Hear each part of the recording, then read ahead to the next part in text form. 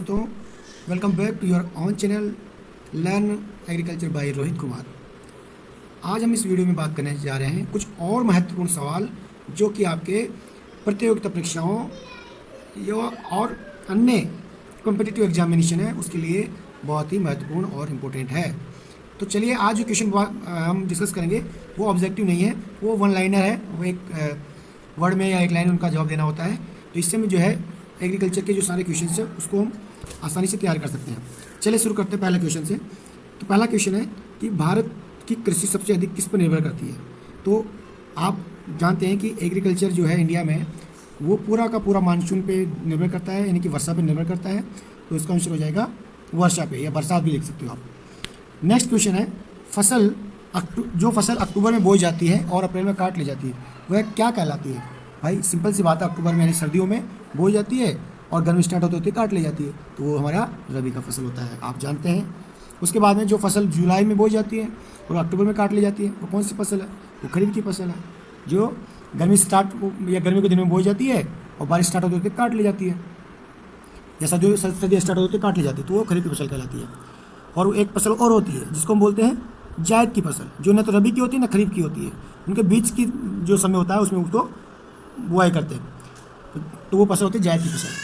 उसके बाद में नेक्स्ट क्वेश्चन है खरीफ की फसल कौन कौन सी है। अब देखिए आपको पता है खरीफ में हम जो है बारिश के मौसम में कौन कौन सी फसलें बोते हैं, तो ज्वार, बाजरा, मक्का, ठीक है, चावल, तिल और दालें बहुत सारी दालें में जो है ग्वार भी उसमें बोते हैं, आपका जो है मूंग है, इस सारी चीज़ें हम उसमें सोइंग करते हैं। उसके बाद रबी की कौन सी फसलें हैं। रबी यानी कि ठंडा मौसम में हम जो गेहूँ, चना, जौ, मटर, सरसों, आलू आदि की खेती करते हैं। जायद की फसलें कौन सी है, जो जायद की फसलें जो गर्मियों में स्पेशली उगाई जाती है, इसमें आपका जो कुकर विटेशी कुल जो है उसकी फसलें होती है। कुकर विटेशी में कौन से आते हैं, खरबूजा, खीरा, ककड़ी, भिंडी भी है उसमें आपका आ जाता है। उसके अलावा जो है नकदी की फसलें कौन सी है। अब यह नकदी की फसलें कौन सी आती है, नकदी की फसल कौन सी होती है जिसमें हमको कैश मिलता हो, नगद वो मिलता हो। तो चावल हो गया, गन्ना हो गया, कपास हो गया, ये सारी चीज़ें जो है इसमें आ जाती है। चावल तो उतना नकदी का नहीं है, लेकिन गन्ना, कपास ये जो है इसका बहुत ज़्यादा कैश क्रॉप्स होती है। और एक नेक्स्ट क्वेश्चन है किस क्षेत्र को चावल का कटोरा कहा जाता है। मतलब ऐसा क्षेत्र जहाँ पे चावल सबसे ज़्यादा होता है, तो कौन सा क्षेत्र होता है वो, कृष्णा और गोदावरी का क्षेत्र जो होता है उसको धान का कटोरा, चावल का कटोरा कहते हैं। अगला महत्वपूर्ण प्रश्न है भारत का सबसे अधिक खाद्यान्न उत्पादन करने वाला राज्य कौन सा। भाई साहब उत्तर प्रदेश है। उत्तर प्रदेश जो है सबसे ज़्यादा खाद्यान्न उत्पादन करता है भारत में। और उसी से जुड़ा एक और प्रश्न है भारत में सबसे अधिक कौन सी फसल उगाई जाती है, तो धान उगाई जाती है।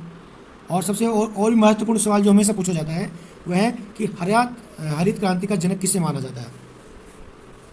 हरित क्रांति का जनक जो है जो आपका एम एस स्वामीनाथन उसको कहा जाता है, ठीक है। और ये कब स्टार्ट हुआ था, किस सन में आया था हरित क्रांति, तो ये 1967-68 में ये हरित क्रांति आया था।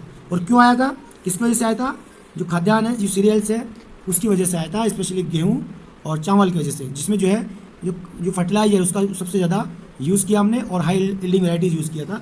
उसकी वजह से हमको सेल्फ सफिशिएंसी यानी आत्मनिर्भरता प्राप्त हुई थी खाद्यान्न भारत को। उससे पहले भारत जो है बहुत ही खाद्यान्न के मामले में डिपेंड रहता था बाकी देशों पे, वहाँ से हम इम्पोर्ट करते थे।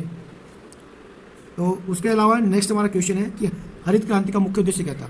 मैंने ऑलरेडी आपको बताया कि खाद्यान्न क्रांति का मुख्य उद्देश्य जो है आत्मनिर्भर बनना था खाद्यान्न के मामले में, और भारत जो है बन गया। उसके अलावा हरित क्रांति किस फसल पर सबसे अधिक उपयोगी रहा है, मैंने बोला आपको गेहूँ और चावल पे देख लीजिए, ठीक है। उसके अलावा किस राज्य को भारत का धान का कटोरा या धान का भंडार बोला जाता है, ऐसा पंजाब, क्योंकि पंजाब में सबसे ज़्यादा ग्रीन रिवोल्यूशन का प्रोडक्शन हुआ था, ठीक है। तो सब्जी उत्पादन में भारत का कौन सा स्थान है, द्वितीय स्थान है। फल उत्पादन में द्वितीय स्थान है। उसके अलावा जो नाली क्रांति का संबंध किस उद्योग से है, भाई नाली नहीं है ये नीली क्रांति है, इसको आप कट कर लीजिएगा, ठीक है। तो मत्स्य उद्योग से रिलेटेड है, जो फिशरीज प्रोडक्शन से रिलेटेड है ये, ठीक है। तो मैं आपको साथ में साथ हिंदी के टर्म्स, इंग्लिश के टर्म्स से बोल रहा हूँ ताकि आपको आसानी रहे समझने में। उसके बाद में श्वेत क्रांति का संबंध किस उद्योग से, ये हमने पिछले वीडियो में देखा था कि श्वेत क्रांति का जो है संबंध है वो दूध उत्पादन से रहा है शुरू से ही, और ये जो है गुजरात में जो अमूल है उसके तत्वाधान में, उसकी लीडरशिप में ये हमको प्राप्त हुआ था। उसके बाद में सुनहरी क्रांति किस फसल से संबंधित है, सुनहरी क्रांति किससे, देखिए क्वेश्चन बहुत पूछा जाता है। तो बागवानी और शहद उत्पादन से ये संबंधित है, रिलेटेड है, ध्यान रखना। गोल क्रांति किसके लिए चलाई गई है, गोल मीन्स आलू, आलू के लिए क्रांति चलाई गई थी? कौन सी क्रांति से संबंधित नहीं है? कौन सी क्रांति से संबंधित नहीं है? कृष्णा क्रांति कोई क्रांति से संबंधित नहीं है भाई। और उसके बाद गुलाबी क्रांति किससे संबंधित है? झींगा उत्पादन किसे? ठीक है, झींगा उत्पादन से ये संबंधित है। नेक्स्ट क्वेश्चन है, भारत में कुल कार्यशील जनसंख्या का कितने प्रतिशत भाग कृषि में लगा हुआ है? जो टोटल वर्क फोर्स है हमारा, उसका 64.5% जो है कृषि में डिपेंड है। मतलब आपको 64.5% जो जनसंख्या उसको ये रोजगार दे रहा है एग्रीकल्चर। नीलगिरी के पहाड़ी क्षेत्रों में कौन सी फसल उगाई जाती है? नीलगिरी के क्षेत्र में जो है आपको कॉफ़ी उत्पादन होता है वहाँ पे सबसे ज़्यादा। नीलगिरी की पहाड़ियों के बारे में जो भी डिस्कस हो तो कॉफ़ी आपके दिमाग में आना चाहिए दोस्तों। उसी प्रकार से नेक्स्ट सवाल है, राष्ट्रीय रसदार फल अनुसंधान केंद्र कहाँ पे है? रसदार फल अनुसंधान केंद्र नागपुर में है। नागपुर में, क्योंकि आपका यहाँ पे जो रसदार फल कौन से होते हैं, चाहे वो संतरा हो, नींबू हो, ये सारे रसदार फल होते हैं। ठीक है, तो ये नागपुर में इसका अनुसंधान केंद्र है। तो देखिए वीडियो में बने रहो, और वीडियो पसंद आ रहा है तो भाई लाइक जरूर कर देना यार, है तो उससे क्या कि लाइक होता है तो हमारा मोटिवेशन बना रहता है। ठीक है, तो लाइक कर देना, अपने दोस्तों का शेयर जरूर कर देना। चलिए आगे बढ़ते हैं। अंगूर की खेती के लिए कौन सा शहर प्रसिद्ध है? बचपन से हम नाम सुनते आए हैं कि भाई अंगूर की जो है नासिक का फेमस है। ठीक है, तो जो है इसके लिए अंगूर नासिक का फेमस है। मूंगफली भारत में सबसे अधिक किस राज्य में उगाई जाती है? गुजरात में। गुजरात में इतने भयंकर तरीके से मूंगफली उगाई जाती है कि जो एक क्रॉप इंश्योरेंस चलाई थी गवर्नमेंट ने, उसका मोर देन 80% जो इंश्योरेंस कवरेज है वो गुजरात में था, और वो भी सिर्फ एक फसल में। ये बहुत बड़ा इशू में बना था उस टाइम पे। मूंगफली उत्पादन में जो है गुजरात नंबर 1 पे चल रहा है। चावल का उत्पादन किस राज्य में सर्वाधिक होता है? पश्चिम बंगाल में होता है। भारत के किस राज्य में गेहूं की खेती नहीं होती है? भाई तमिलनाडु में नहीं होती है, ये तो मुझे भी नहीं पता था, आज पता चला। ठीक है, तो तमिलनाडु में जो है गेहूं की खेती बिल्कुल भी नहीं होती है, वहाँ पे सब चावल खाते हैं, वो बाकी अदर क्रॉप्स होती है। किस फसल की कटाई बुआई में सबसे अधिक समय लगता है? गन्ना में समय अधिक नहीं लगता है, उसमें पानी भी सबसे अधिक लगता है। इसका जो जल मांग है वो बहुत ज़्यादा है, इसलिए इसको ध्यान रखिएगा कि सर्वाधिक जल मांग पानी की जो रिक्वायरमेंट हो किसकी ज़्यादा है, तो गन्ने की है। उसके अलावा तिलहन प्रौद्योगिकी मिशन की स्थापना कब हुई थी? तिलहन प्रौद्योगिकी मिशन की स्थापना उसको बोलते हैं ऑयल सीड टेक्नोलॉजी मिशन 1986 में लागू हुई थी, स्थापना हुई थी उसकी। उसके अलावा भारत का उर्वरक उत्पादन में विश्व में कौन सा स्थान है? तीसरा है भाई, इसमें हम फर्स्ट सेकंड पे नहीं है, इसलिए हम जो है बाहर से इंपोर्ट करते हैं उर्वरक। हमारे यहाँ इतना हमारी जरूरत पूरी नहीं होती है अपने जो बनता है उससे, हम बाहर से इंपोर्ट करते हैं, बाहर से मंगाते हैं, तो इसलिए हमारा तीसरा स्थान है, ये ध्यान रखिएगा। अगला क्वेश्चन है, वर्तमान में भारत के सकल घरेलू उत्पाद यानी कि जीडीपी में कृषि और संबंधित क्षेत्र का योगदान कितना है? ये भाई थोड़ा सा जो है आगे पीछे होता रहता है समय के हिसाब से। तो ये हमारा अब जैसे इस बार जो है 13.7 रहा है, ठीक है, उसका भी 14% रहता है, कभी 15%, ये थोड़ा वेरी करता रहता है, लगभग ये 15 के आसपास ही रहता है। ठीक है, तो मूंगफली में दाने का औसत प्रतिशत कितना होता है? 70% दाना होता है मूंगफली में। ठीक है, इस चीज़ को ध्यान रखिएगा। अगला महत्वपूर्ण सवाल है जो हमेशा पूछा जाता है, केंद्रीय शुष्क भूमि खेती अनुसंधान संस्थान कहाँ स्थित है? ये आपका पड़ता है हैदराबाद में, तेलंगाना की राजधानी अभी है। ठीक है, ध्यान रखिएगा कि केंद्रीय शुष्क भूमि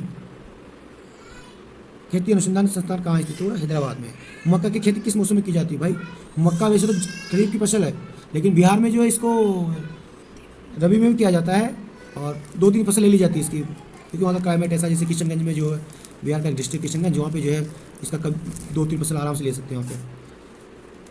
दूध उत्पादन में श्वेत क्रांति लाने का श्रेय किससे दिया जाता है? मैंने बोला अमूल का जो मॉडल लाए थे वो वर्गीज कुरियन साहब थे, उन्होंने बहुत ही कंट्रीब्यूट किया देश को, उनको जो है हम सब कोटि कोटि प्रणाम करते हैं, क्योंकि उन्होंने की वजह से आज हम दूध उत्पादन में नंबर 1 है।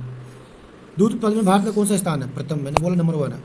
भारत में सर्वाधिक चाय पैदा कहाँ होती है? दार्जिलिंग टी फेमस है भाई, सबसे चाय वहीं पैदा होती है, भूलना मत इसको। किस फसल के लिए पानी की अधिकता आवश्यक है किंतु जमाव नहीं चाहिए? भाई चाय है भाई। बिहार के किशनगंज में जाइए, आपको वहाँ पे जो है टी गार्डन मिलेंगे, या फिर आसाम दार्जिलिंग जाइए टी गार्डन मिलेंगे, और पानी बहुत चाहिए, लेकिन वहाँ पे नालियाँ बना के रखते हैं, क्योंकि अगर जमा हुआ तो वो फिर पौधे को खराब कर देगा, फसल की क्वालिटी और प्लांट दोनों खराब कर देगी। इसलिए चाय में पानी चाहिए ज़्यादा, लेकिन जमाव नहीं होना चाहिए पानी का खेत में। उसके बाद में काजू का सबसे बड़ा उत्पादक राज्य कौन सा है? केरल। केरल में काजू बहुत ज़्यादा होता है। अब आप सोच रहे हो सस्ता मिलता है, कोई सस्ता नहीं मिलता, वहाँ पे वही रेट मिलता है लगभग। ठीक है, लेकिन वहाँ पे सबसे ज़्यादा उत्पादन होता है। रेशे वाली फसलें कौन कौन सी? रेशे मतलब फाइबर क्रॉप, कपास है, जूट है, और सन जो है पटसन जो है। ठीक है, तो ये रेशे वाली फसलें। भारत में लंबे रेशे के कपास का आयात मुख्यतः कहाँ से होता है? लॉन्ग जो रेशा होता है उसका कहाँ होता है, तो इसका आंसर आप हमको बताएंगे कमेंट में। ये आपके लिए हम छोड़ते हैं कि भारत में लंबे रेशे के कपास का आयात मुख्यतः कहाँ से होता है, किस देश से होता है। तो ये आपका इसका आंसर आपको कमेंट में दीजिए, हम उसमें आपको रिप्लाई भी करेंगे अगर आपका आंसर सही होगा तो मिलते हैं अगले वीडियो में। अगर वीडियो पसंद आया हो, अच्छा लगे तो लाइक शेयर सब्सक्राइब जरूर करें। कमेंट्स करके बताएं कि वीडियो आपको क्यों पसंद आया, अगर पसंद नहीं आया तो क्यों पसंद नहीं आया। ईमानदारी से अपना कमेंट्स दें। धन्यवाद।